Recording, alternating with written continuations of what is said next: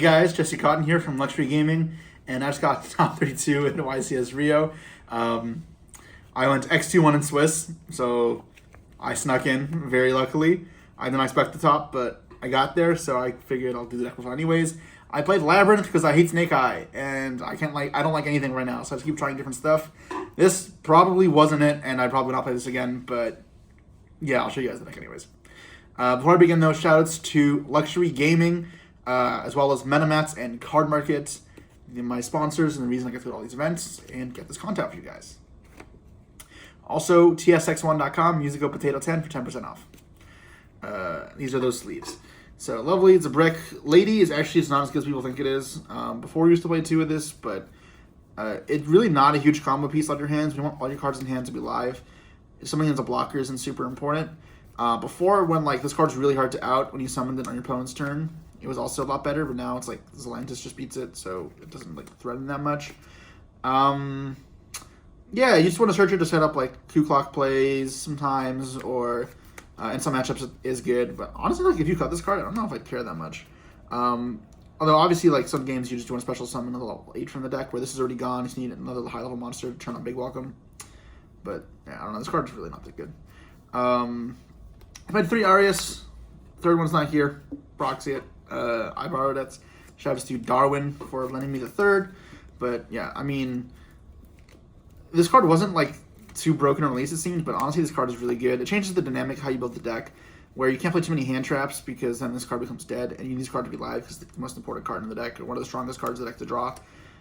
But it's worth it. Makes you going first really good because you have all these trap cards, and then going second you still have this card to high roll as well as some hand traps that are the highest impact you do play, or backjack, etc. Stratos, broken. 6 furniture cards, really good. I mean, just you're playing the deck the way it's designed to be played, I guess. You combo with backjack really well. 1 clock, only one, so you can search for your plays with Lord or with Lady. I did not use it a single time all tournament, but it's fine. I mean, before with some of the furniture builds, I paid 3. But with so many hand traps in the meta, you never really get to resolve that type of stuff. So 1 was fine. Yeah, I don't know. Too many hand traps to play a very combo version of Lab, even though it kind of looks combo based. 1 field spell because I played 6 welcomes. What that means is, for one, you don't want to draw too many of these and furniture cards to get to something else. You still have another layer. Otherwise, having a bunch of these, you actually don't have that many interrupts for your cards.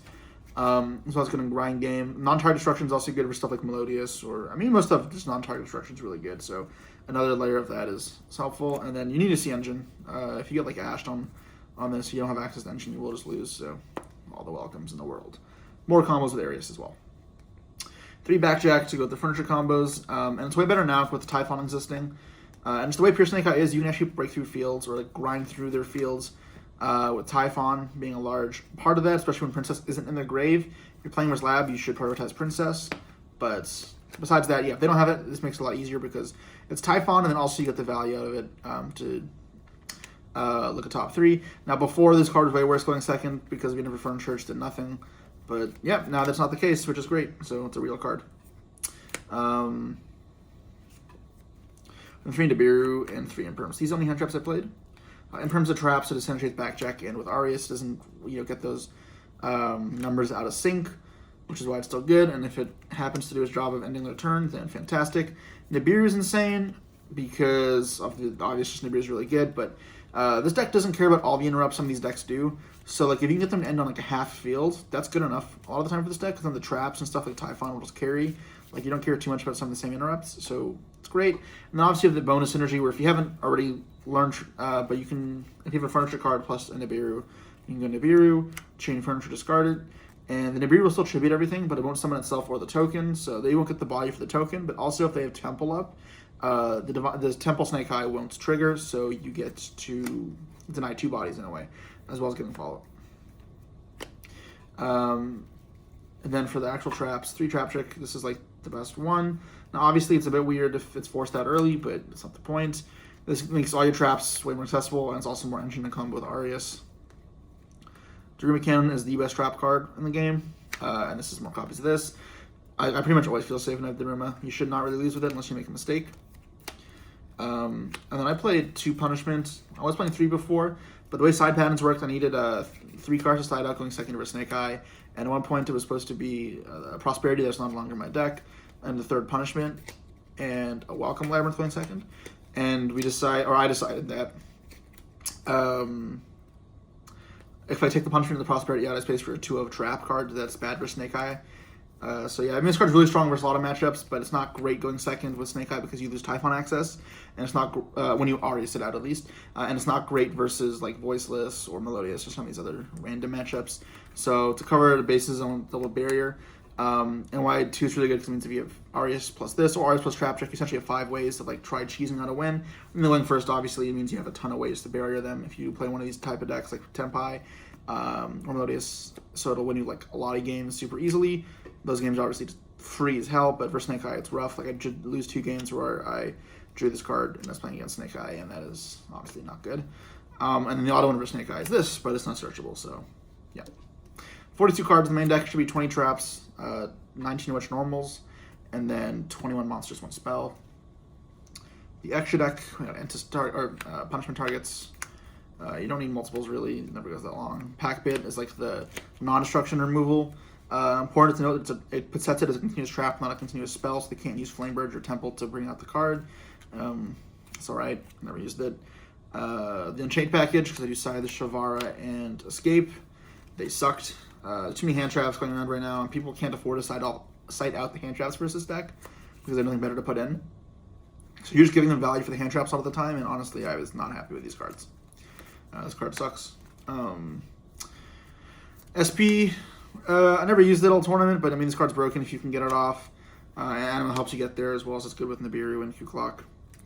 Muckraker is one of the strongest cards, but there's no Shravens in the deck, so you can afford to play 1-ofs and 2-ofs of your actual good cards in the extra deck. This is like obviously important for like Chaos Angel or Lovely. Like if your first effect of Lovely gets Veiled, you often bring it back to reset a trap. If your hand's full of like garbage. Chaos Angels, probably the most important card in the extra deck, one of the most important cards. Bring it back with the Field Spell and with Kraker is really strong. Double Typhon, this is the most important one where you don't want to make sure you don't get destroyed by a Unicorn. Like if they end up Unicorn and you go end phase Furniture Piece, I don't want to lose the Typhon. It's important there. And there are some games where you get 2 in the grind. We can argue maybe by that same logic it should be 2 Chaos Angels. Because some of these cards are so useless, it probably should be 2 Chaos Angels. I don't want to get Unicorn banished on there. But Typhon is more important in that matchup. Side deck, so the third barrier. Card's broken, so yeah, if it's good, I'll put a third one in.